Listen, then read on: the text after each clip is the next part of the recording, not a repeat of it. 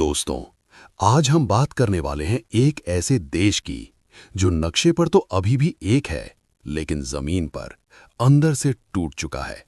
हम बात कर रहे हैं पाकिस्तान की। Welcome to world geopolitics. एक ऐसा देश जहां सरकार का झंडा तो लहराता है, लेकिन सत्ता का कंट्रोल कई इलाकों में खत्म हो चुका है। जहां प्रधानमंत्री की कुर्सी मौजूद है, लेकिन प्रधानमंत्री खुद मान चुका है कि कुछ रीजन ऐसे हैं जो पाकिस्तान के कंट्रोल से बाहर जा चुके हैं। और ये कोई अफवाह नहीं, ये पाकिस्तान के अपने पूर्व प्रधानमंत्री का कबूलनामा है। पाकिस्तान, एक देश या कई टुकड़े। दोस्तों, पाकिस्तान के अंदर आज स्थिति ये है कि अगर कोई सरकारी अधिकारी रात में बाहर निकलना चाहे तो उसे एक पूरी सेना साथ लेकर निकलना पड़ता है। क्यों? क्योंकि local armed groups, Balochistan liberation army जैसे संगठन किसी भी शहर को कभी भी अपने कंट्रोल में ले सकते हैं, किसी भी अधिकारी को उठा सकते हैं। मतलब साफ है, पाकिस्तान अंदर से टूट चुका है। बस दुनिया ने अभी तक इसे ऑफिशियली एक्सेप्ट नहीं किया था। अमेरिका का सबसे बड़ा एक्सीडेंटल एडमिशन। लेकिन अब दोस्तों, एक बहुत बड़ा जियोपॉलिटिकल मोमेंट सामने आया है। यूनाइटेड स्टेट्स ने गलती से ही सही ये मान लिया है कि पाकिस्तान अब पूरी तरह कंट्रोल में नहीं है। हाल ही में अमेरिका ने पाकिस्तान पर लेवल 3 ट्रैवल एडवाइजरी जारी कर दी और उसमें साफ लिखा, terrorism, crime, civil unrest, kidnapping, यानी Pakistan is no longer safe. लेकिन असली लाइन दोस्तों, जो सबसे ज्यादा धमाकेदार है, वो ये है कि कुछ क्षेत्र अब हमारे नियंत्रण से बाहर जा चुके हैं। अब सोचिए, अगर पाकिस्तान के रीजन अमेरिका के कंट्रोल से बाहर जा रहे हैं, तो मतलब पाकिस्तान के कंट्रोल से तो कब के बाहर जा चुके हैं।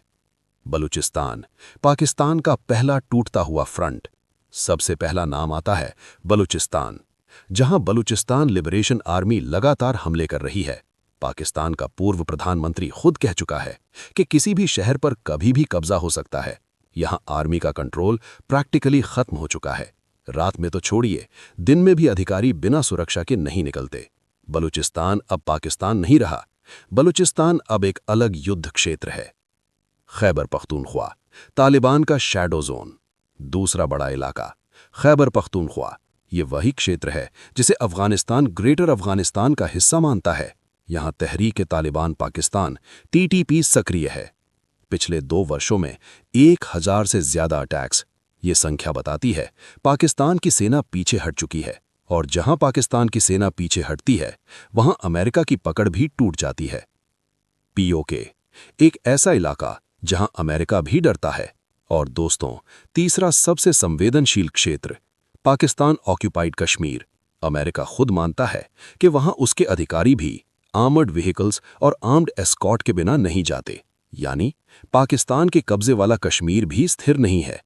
फिर अमेरिका पाकिस्तान के टूटने को ऑफिशियली एक्सेप्ट क्यों नहीं करता? अब सवाल उठता है, अगर पाकिस्तान अंदर से टूट चुका है, तो अमेरिका इसे ऑफिशियली डिक्लेयर क्यों नहीं करता?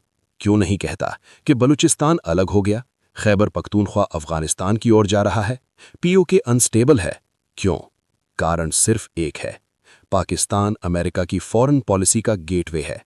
अगर अमेरिका को तालिबान में घुसना हो, ईरान पर हमला करना हो, मिडल ईस्ट में एंट्री चाहिए, तो रास्ता पाकिस्तान से ही जाता है। पाकिस्तान अब एक देश नहीं, अमेरिका के लिए एक भू राजनैतिक कॉरिडोर है। गाजा पीस बोर्ड और पाकिस्तान की एंट्री, पावर पॉलिटिक्स। अब आप देखिए, डोनाल्ड ट्रंप ने एक नया पीस बोर्ड बनाया।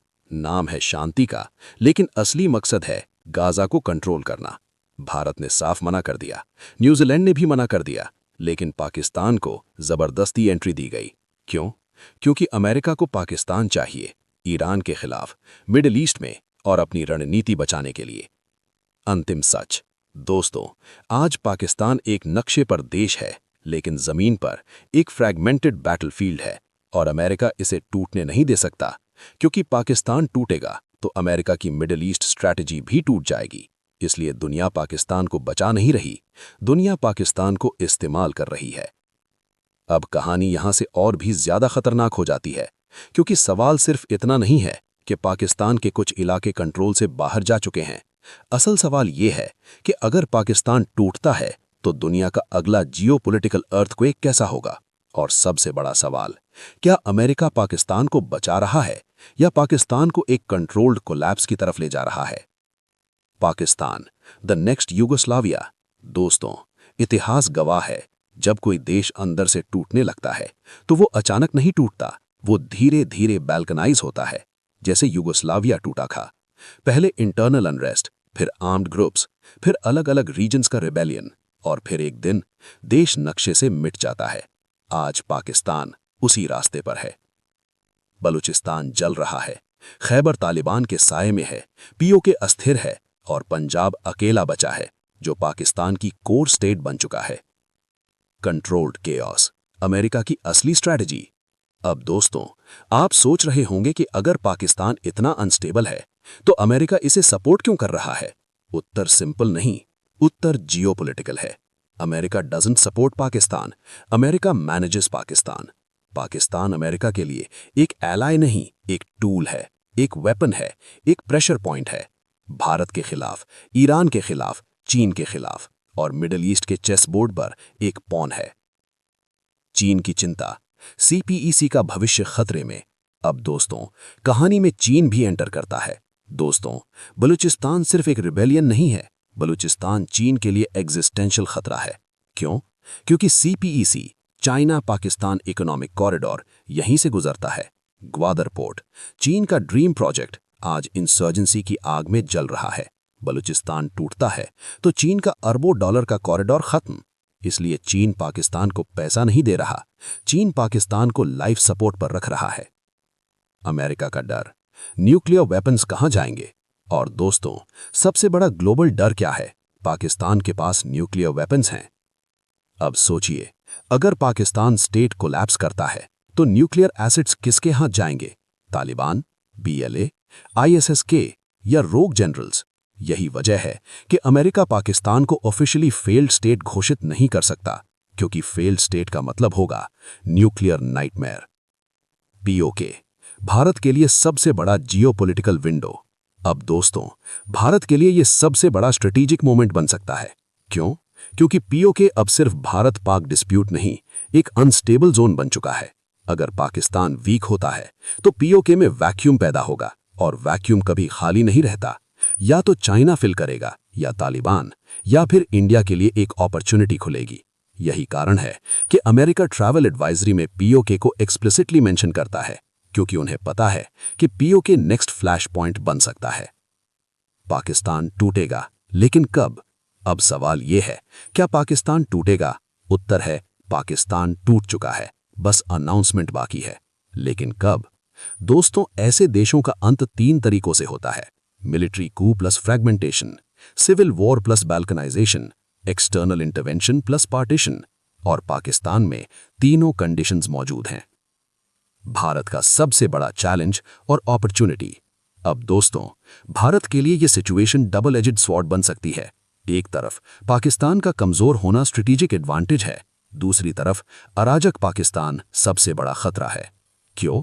क्योंकि weak Pakistan is unpredictable Pakistan, और अनप्रिडिक्टेबल न्यूक्लियर स्टेट दुनिया की सबसे डेंजरस एंटिटी होती है।